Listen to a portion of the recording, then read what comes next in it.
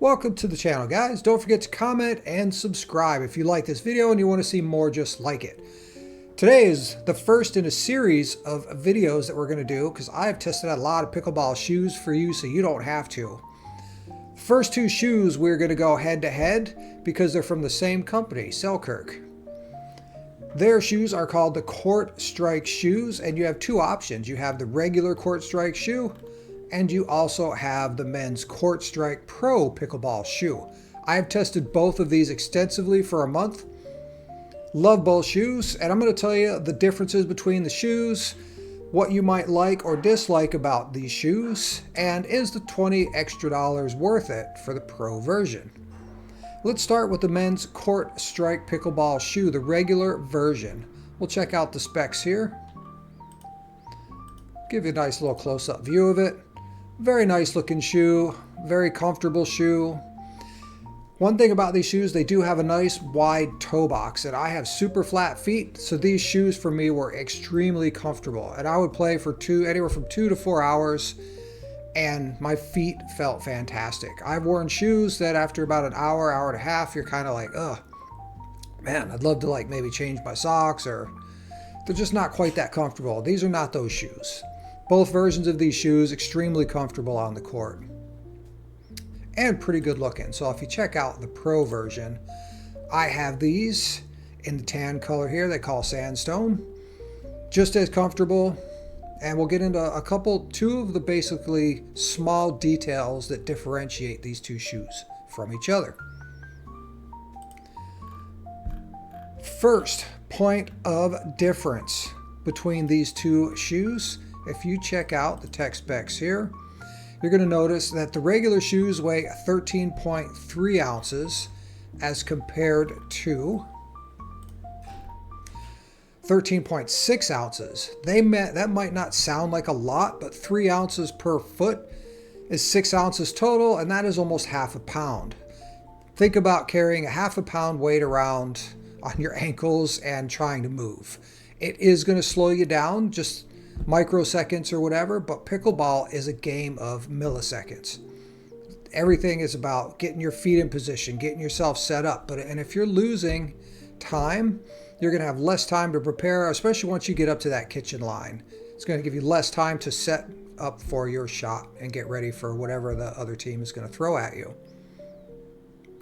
Second point of difference in these shoes.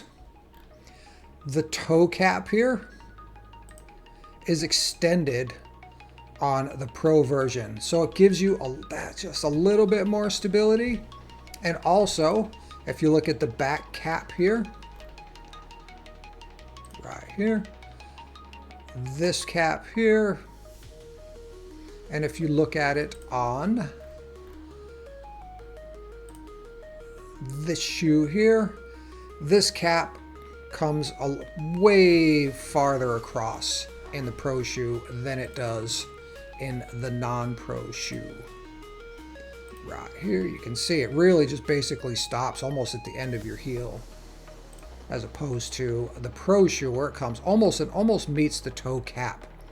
So there is a little bit more stability in these shoes, but you lose breathability. These shoes are a little bit warmer. I could feel my feet, especially playing indoors, I could feel my feet sweating a little bit more in the Pro shoe due to the lack of ventilation. These shoes, very ventilated. Ventilated on the sides. We'll get the top view here. Ventilated really nicely on the top, as opposed to the Selkirk shoes. It's just a tighter weave. And I found with my pickleball shoes, the top of the shoe has never been the issue as far as wear goes. It's always the bottom of the shoe, the sole. And what I will do is I'll pan over my shoes after using each of them for a month, and you'll see that there's almost no wear. So if you're a normal pickleball player, play a few times a week, the 6-month warranty on these shoes is you're not gonna wear these out in 6 months unless you're playing probably 4 or 5, maybe 6 times a week. 4, 5, 6, 7 hours, or you're a foot dragger, then you could possibly wear out the shoes.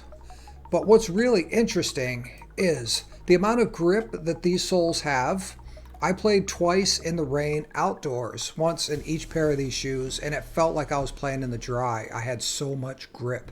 These are very, very solid shoes to the ground, and yet they still have great wear characteristics on the sole, which is pretty amazing. It's a good mix.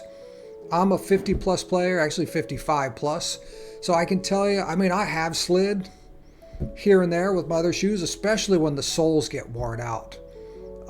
So there are times that I play pretty aggressive, especially for my age. Been an athlete my whole life, so those things kind of happen every once in a while. I get a little bit carried away. But not in these shoes. The other minor point of difference between these two shoes is the tongue. So if you look at the tongue here, you definitely have just a little bit more material. These are a little bit thinner than the Pro shoe, so you get just that little bit extra wider, little bit extra comfort there, but that comes at the price of weight.